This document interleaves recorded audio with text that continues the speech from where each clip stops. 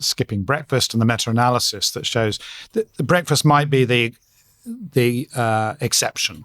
So I think what we're talking about is during the day, between, say, lunch and dinner, if you have snacks and they're healthy, there's no evidence that that's particularly bad. But there is accumulating evidence that skipping breakfast and having a longer fasting period, and so people having two main meals rather than 3 because of that breakfast, are slightly healthier and certainly no worse, which is what we previously believed to be the case. So I think, again, it comes to the point on timing, and I just want to raise that caveat that breakfast might be the exception to this, whereas snacking events during the day, Sarah's spot on that's exactly right. Thank you, Tim. Can we make sure that I get to hear Tim say many times that I'm spot on? Can we cut that clip? That's the first time in 5 years. So you were saying that one part of this is frequency, so how often you eat. What else affects? Then there's the quality, which we've talked about. So given that 75% of snacks are heavily processed and we know are unhealthy for us, that's where we have a huge problem. And given that we know that if they're high quality snacks, they don't tend to have any unfavorable effects if we're having multiple snacks. And then even from like randomized controlled trials, like the ones that I've run at King's, where we give people snacks, but healthy snacks, where we see an improvement, again, is evidence to show that the type and the quality of snacks are really important. And then the third factor is the timing. And I think this is what's really interesting and really important. And I think this is something that people should really try and modify rather than worrying about, how many snacking events they're having. So as well as modifying the quality of the snacks, the timing of your snacks.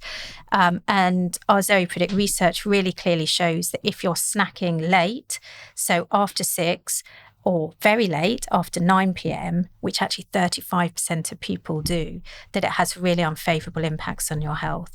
And there's lots of other randomized control trials to support that eating late in the evening on these unhealthy snacks actually has an unfavorable effect on our health. So that's, and that's very much a culture, you've seen this if you watch Gogglebox. Everyone's watching TV and on their sofa, and they've got plates of sandwiches and cakes and with their mugs of tea and coffee. And in many parts of the UK, this is the tradition. You can't really sort of watch TV unless you've got some snacks there. And this has become part of our tradition and culture. It didn't used to be. And I think it's exactly the worst time to be eating these foods and being promoted. I literally have Tim's voice in my ear every night as after dinner, I go down, sit in front of the TV and eat half a bar of dark chocolate, which also I was told is really hard to eat half a bar or 2/3 of a bar of dark chocolate.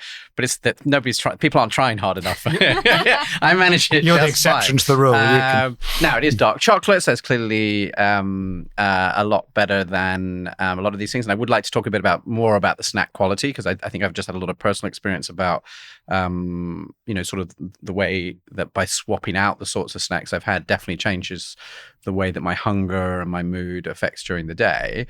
But I do always think of Tim as I'm like, I'm still going to have that dark chocolate. And I try and make myself feel better by thinking that in Spain, they haven't even had dinner yet, Tim. I went to Spain over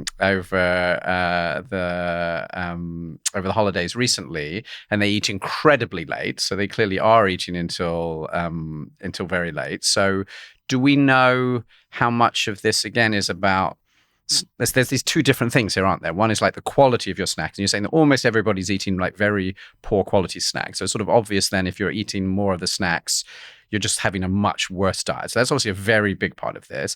And then there's also these things you're describing about the frequency and how late they are, and that you're saying, each time you eat this, you're still going to have these impacts on blood sugar and blood fat. How much, if somebody's listening to this, how much of this is about the quality of the snack, do you think, and how much is these other factors should they be worrying about? Can I pick up on the time of day quickly, just so that we can illustrate just how important that is? beyond like these, peaks and troughs that we talk about with blood glucose. And there was a really interesting study that came out last year that I think really nicely illustrates what's going on by eating late in the day.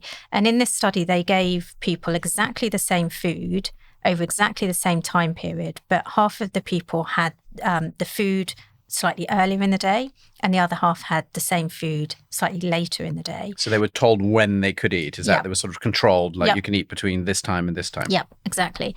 Those people that are having it later in the day, despite eating late in the evening, woke up the next morning lots more hungry than the people that were finishing their food a lot earlier in the day. So eating late in the day has a couple of different unfavorable effects. One is you're waking up feeling more hungry. So I don't know whether you wake up feeling more hungry probably than Tim because you're snacking late in the evening.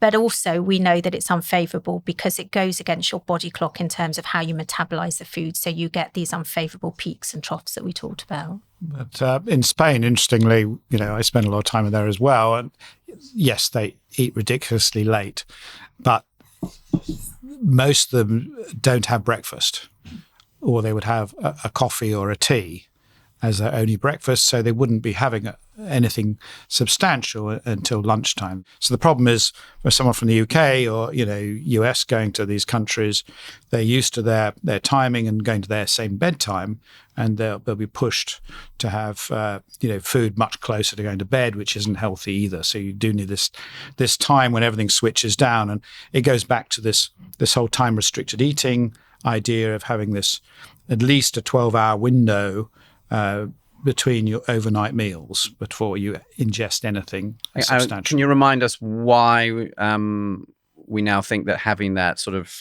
long window of not eating, overnight is important? Yeah, there are a number of reasons for this. One is that the body needs time to recover, and that it's part of our circadian rhythms, that all the cells in our body have the same 24-hour clock, and they have